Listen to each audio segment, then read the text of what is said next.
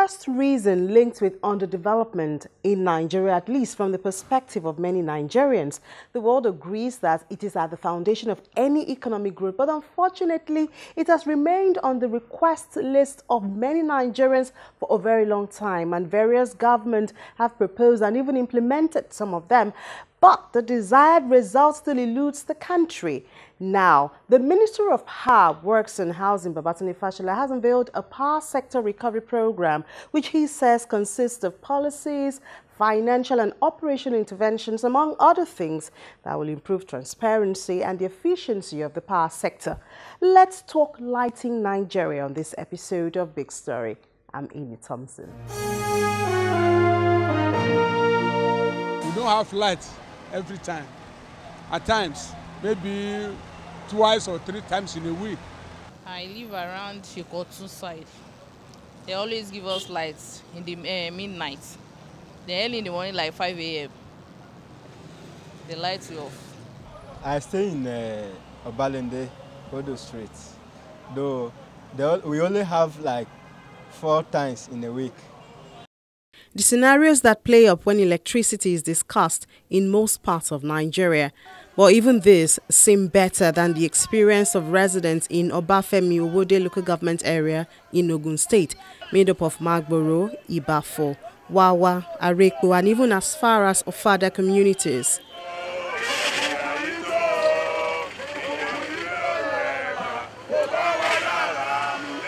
Their protest is one of many, with only short period of reprieve, like in December 2016 when power was restored in a part of the area after over a decade, implying that children like young marvelous do not know how it feels like to use supply from the national grid. When we want to read, we know how to use lights. When we want to iron our clothes, it's tough iron that we used to use. Please give us lights. Please, we are begging you. If I want to wash my cartoon, my daddy will say that to go and off the gen because of there is no petrol, much petrol. Please give us light. Please, I beg you. And even for the adults in the area, it's been a frustrating experience. When we came in some 13, 12, 11 years ago, we saw the rural electrification project ongoing. And we key into it. We were hopeful that we were going to have light. In fact, there was the promise then that there was going to be light in December of 2002. The project was abandoned by the contractor then, Major Kembo. And along the axis up to Mowe, the same scenario repeated itself. And the community on their own decided to put their resources together. We must have spent over 400 million naira to put in the network that we currently have along this axis. We completed the 32 kV that brought the attention into the community. We did all our distribution lines, bought our poles, bought our transformers, and also brought the light to our houses. And we gave out this infrastructure, this network, to the old PHCN then. And in 2010, they gave us power. But the power that was given to us was really useless power because it was more or less candlelight most of the times, and they damaged most of the equipment we had in the houses.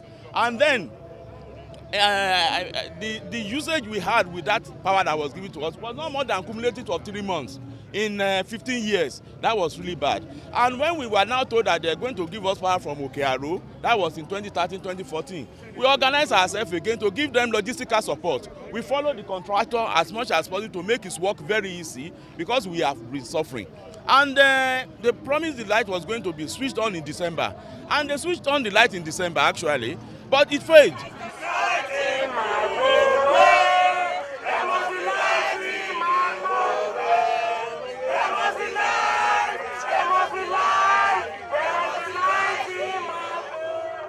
This situation exists even after, according to records, government has spent over 2.7 trillion naira in the sector over a period of 16 years.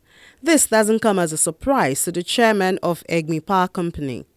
What I would love always to see when I hear figures and numbers being thrown out is to see what precisely those figures were meant to provide.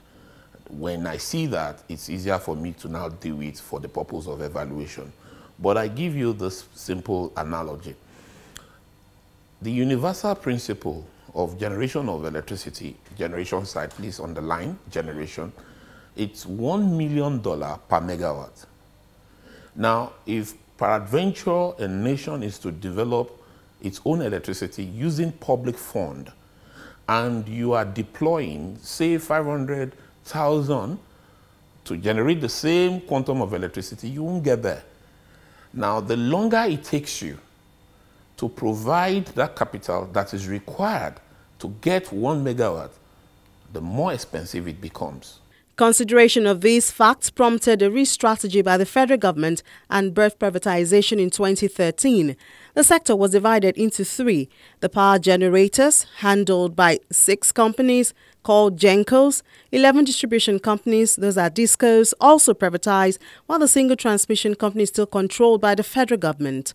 For the 3 components of that value chain, the generation companies are private companies. They are the one that we call the producers of electricity, because electricity is a product like any other product, and every product comes at a price. There's a price or a cost of production. So the issue of cost recovery is very, very important in this industry, like any other industry. Then the transmission company of Nigeria is still 100% owned by the federal government, and that is important. It's still in public hand. Then the distribution companies are private, except for one, Yola, which has been returned back by the then private owner.